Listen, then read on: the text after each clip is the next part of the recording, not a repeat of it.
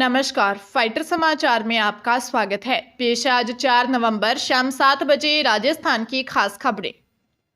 शिक्षा विभाग के अधिकारी सरकार और विभाग के नियमों को ताक पर रख रहे हैं। प्रभावशाली कार्मिकों के लिए सरकार के नियमों को भी तोड़ रहे हैं। शिक्षा विभाग भरतपुर के संयुक्त निदेशक विनोद कुमार धवन ने 7 अक्टूबर को आदेश जारी कर सभी डेपुटेशन निरस्त करने के निर्देश दिए थे, लेकिन उन्होंने ही 22 अक्टूबर को अपने ही आदेश के विरुद्ध ज्योति शर्मा अध्यापक L1 राजकीय उच्च प्राथमिक विद्यालय समौला धौलपुर से शिक्षण व्यवस्थार्थ अस्थायी तौर पर राजकीय उच्च प्राथमिक विद्यालय ढबावली तहसील नगर जिला डी के आदेश जारी कर दिए। वह जानकारी के अनुसार डीग जिले में 42 कार्मिक विद्यालय से हटकर अन्य जगहों पर लगा रखे हैं, जिससे विद्यालयों की व्यवस्था खराब हो रही है। डीग कलेक्टर उत्सव कौशल ने बताया कि जिले के कार्मिक जो नियम विरुद्ध डेपुटेशन अन्य जिलों में कर रखा है, उनकी जांच कर कार्रवाई की जाएगी। जोधपुर स्थायी लोक अदालत ने परिवाद मंजूर करते हुए कहा कि छोटी मोटी बीमारी से ग्रसित होने और बीमा प्रस्तावना प्रपत्र में इन्हें छिपाने के आरोप में बीमा नहीं करने या दावा खारिज करने से बीमा व्यवसाय चौपट हो जाएगा। अदालत अध्यक्ष सुकेश कुमार जैन और सदस्य जेठमल पुरोहित तथा माणकलाल चांडक ने मैक्स लाइफ इंश्योरेंस कंपनी को दावा राशि 51,23,574 रुपए में 8% ब्याज और परिवाद व्यय 5,000 रुपए 2 माह में अदा करने के निर्देश दिए, अन्यथा 8% अतिरिक्त ब्याज अदा करना होगा। अधिवक्ता भंडारी ने कहा कि सामान्य बीमारियां जैसे रक्तचाप, मधुमेह, पेट संबंधी बीमारी व्यक्ति को कई बार होती है। कई छोटी मोटी बीमारी व्यक्ति को याद भी नहीं रहती। बीमाधारी की मृत्यु अल्सर या गैस से नहीं हुई है, परिवाद मंजूर किया जाए। दौसा जिले के मानपुर थाना क्षेत्र के घूमड़ा गांव में माधो सागर बांध के पास 2 बाइकों की आमने सामने भिड़ंत हो गई। हादसे में 2 मासूम भाई बहन की मौत हो गई, जबकि 7 अन्य घायल हुए हैं। घायलों को इलाज के लिए गिजगढ़ कस्बे के सरकारी अस्पताल में भर्ती करवाया गया है। पुलिस ने बताया कि एक बाइक पर सवार 3 युवक तेज स्पीड में सिकराय की ओर जा रहे थे। इसी वक्त दूसरी बाइक पर एक ही परिवार के 4 लोग कालाखों की तरफ जा रहे थे कि दोनों बाइक की आमने सामने जोरदार भिड़ंत हो गई। हादसे में भूमिका पुत्री विष्णु, वंश पुत्र विष्णु, मनीषा पत्नी विष्णु, पायल निवासी बुजोट, रामकेश पुत्र प्रभाती लाल, वीरेंद्र पुत्र तेजराम, आकाश, गुड्डी बैरवा व सतेंद्र घायल हो गए। हादसे में एक बाइक सवार विष्णु की बेटी 3 वर्षीय भूमिका व 1 वर्षीय बेटे वंश की मौत हो गई। दौसा जिले के जयपुर आगरा नेशनल हाईवे पर उस समय हाई वोल्टेज ड्रामा हुआ जब एक ट्रक ड्राइवर और परिवहन विभाग के कर्मचारियों के बीच हाथापाई हो गई। इसे देखने के लिए लोगों की भीड़ जुट गई, जिसके बाद आरटीओ कर्मी ट्रक ड्राइवर को पकड़कर कोतवाली थाने ले गए और माफीनामे के बाद समझाइश कर छोड़ दिया। इसका एक वीडियो भी सामने आया है, जिसमें आरटीओ कर्मी ट्रक ड्राइवर को ले जाते दिख रहे हैं।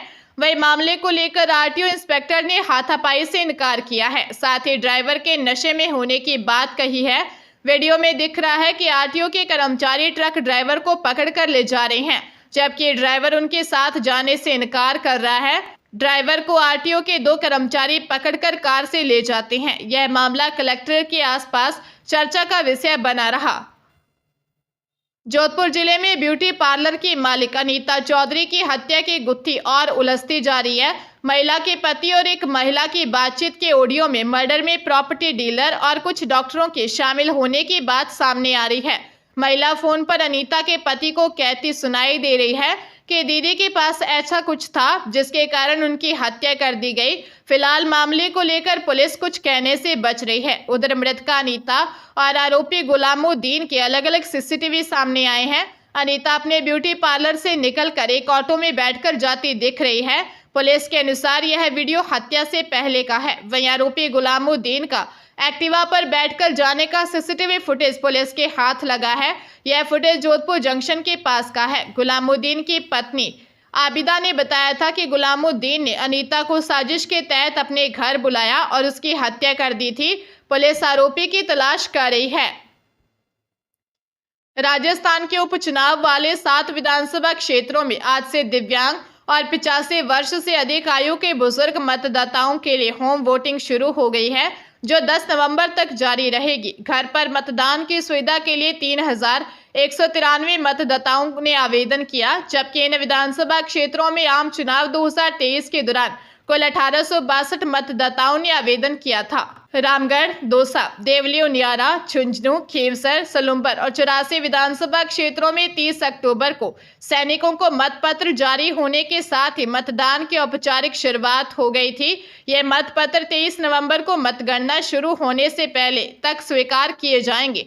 बता दें कि होम वोटिंग के लिए कुल 87 टीम बनाई गई हैं। प्रत्येक टीम में 5 सदस्य होंगे और मतदान की वीडियोग्राफी कराई जाएगी। अजमेर के श्रीनगर थाना क्षेत्र के मंडियानी में 2 चोर कमरे के बाहर बरामदे में सो रहे दंपति से सोने के गहने लूटकर फरार हो गए। चोरों ने दोनों की नींद खुलने पर बड़े पत्थर से जानलेवा हमला करने की कोशिश भी की। इस दौरान महिला के पति ने चोरों का काफी दूर तक पीछा भी किया, लेकिन दोनों चोर अंधेरे का फायदा उठाकर भाग छूटे। पुलिस के अनुसार मंडियानी निवासी 45 वर्षीय सत्यनारायण गुर्जर ने रिपोर्ट दी कि रात को अपनी बेटियों व पत्नी के साथ कमरे के बाहर बरामदे में सो रहा था। इस दौरान आधी रात को मुंह पर कपड़ा लपेटे 2 युवक घर की 4 दीवारी फांद कर अंदर आ गए। उन्होंने पत्नी राधा के गले से सोने की मुर्की, कंठी व मंगलसूत्र तोड़ लिया। वहीं खाट पर सो रहे पति की मुंदरियां निकालते समय नींद खुल गई तो चोरों ने जबरदस्ती करते हुए व्यक्ति के कानों से झेले तोड़ लिए। पुलिस मामले की जांच कर रही है।